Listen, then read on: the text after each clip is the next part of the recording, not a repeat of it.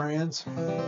Spring is here, and it's here on the calendar and on the thermometer as well, so I thought I'd start off with a little bit of a springy tune.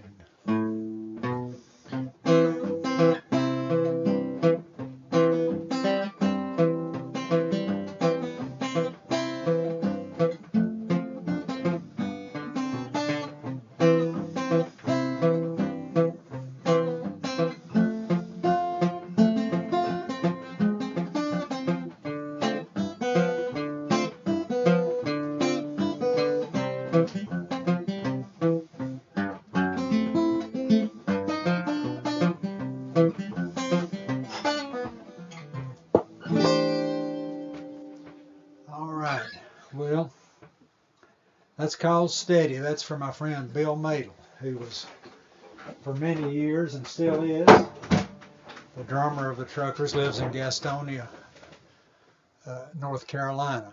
Well, with the dawn of spring, the birds are getting busy, the thermometer is creeping up, the sun is showing its face, and all over eastern Kentucky, the kudzu is sprouting. Now, when I grew up in eastern Kentucky, of course, like everywhere else, the adults really disliked the kudzu quite a bit. It took over fields, it just grew without control, and it was regarded as a nuisance. But I really liked the kudzu because you would go into a patch of woods where the kudzu had taken over, and it was like a green wonderland. And then the school that I went to, McKee High School up on the hill, when you first came up to school, there was one patch of woods that was just totally kudzu, and we called it the vines. And it would grow over top of a tree, and the vines would hang down and form a canopy.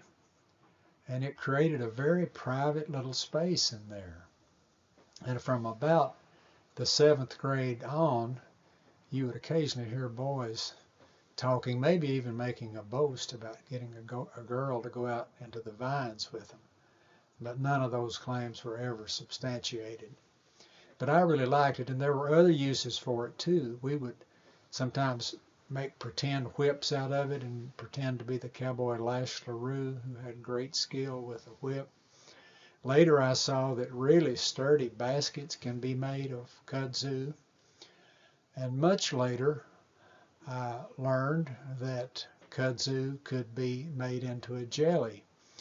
Now this took place about 1998 when Minnie Edkins and I had put together a book called The Bright Blue Rooster. We had some interest from New York publishers, but they thought the ending was too sad and they wanted us to change it, and we decided not to. So we just did a little self-published version of the book. And Minnie and I were scheduled to go to the Atlanta Folk Art Festival, where she was going to sell her folk art and we would sell the books. But her husband Garland got very sick at the time, but our booth space was already reserved. So I went, and my mother, whom many of you know, Hazel Norris Flannery, went with me to keep me company on the way down there and to help me sell, and she enjoyed it.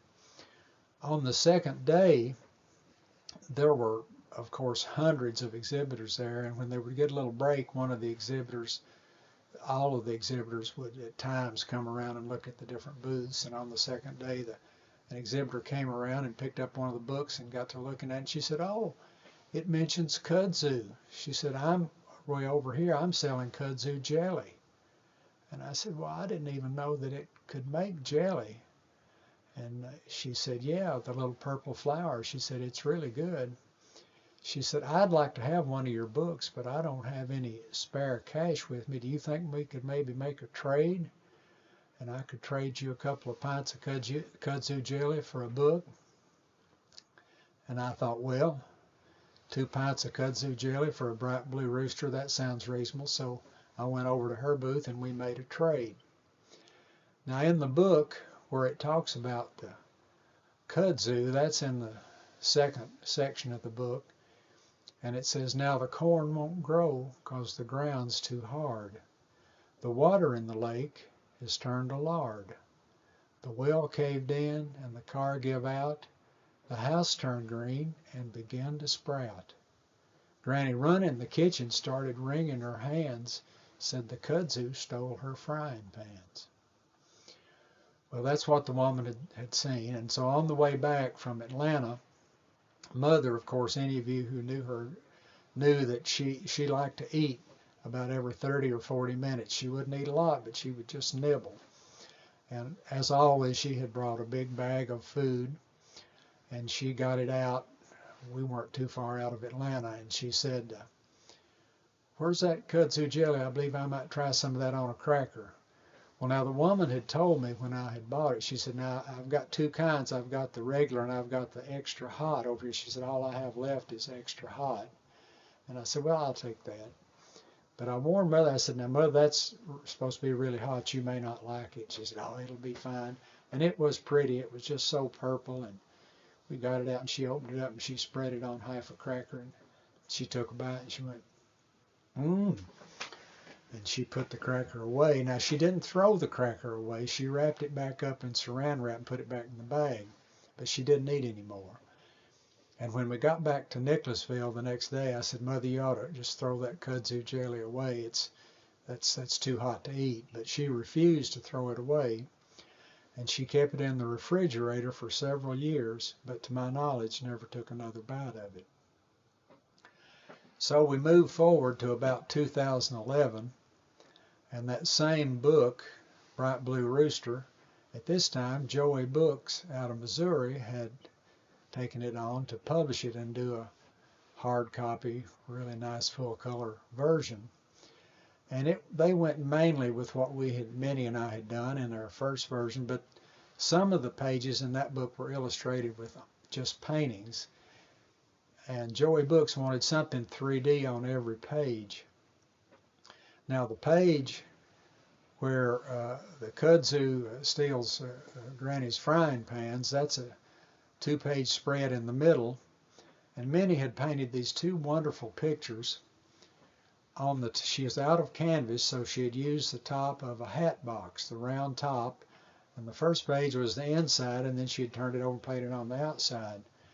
And I thought, well, I really want to use those, but we got to have something 3D. And then it occurred to me, if I could get some kudzu, I could run it across the gutter of the page from the pans on the left-hand page over into the hand of the kudzu man, paint it on the next page, and that would meet the 3D requirement, and I thought it would look interesting too.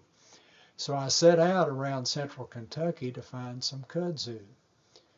Now central Kentucky has many things that eastern Kentucky doesn't, but kudzu is not one of them.